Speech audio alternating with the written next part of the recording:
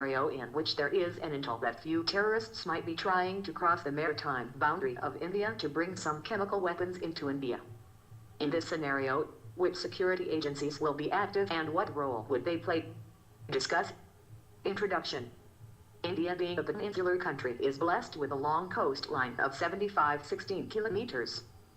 Maritime boundary of a country will consist of territorial sea, contiguous zone, exclusive economic zone, open sea, etc.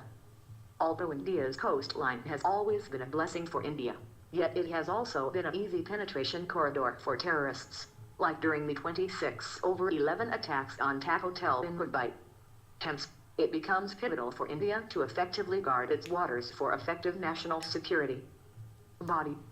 The multiple challenges associated with coastal security are: the coastal borders are not demarcated properly, the problem of cross-border infiltration, the issue related to illegal migration, the issue related to smuggling and other kinds of criminal activity, use of sea and offshore islands for criminal activities. India has established various agencies at various levels to protect its maritime boundaries.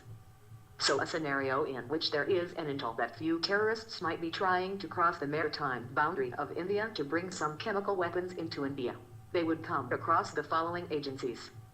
The Indian Navy is entrusted with the overall responsibility of maritime security, including coastal security and maritime security. It also carries out anti-piracy operations.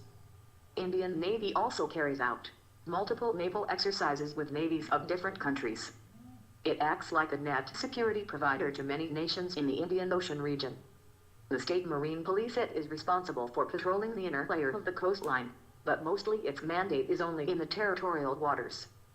It is generally responsible for coordinating with customs, CISF, etc. Indian Coast Guard. The Indian Coast Guard is a multi-mission organization, conducting round-the-year real-life operations at sea.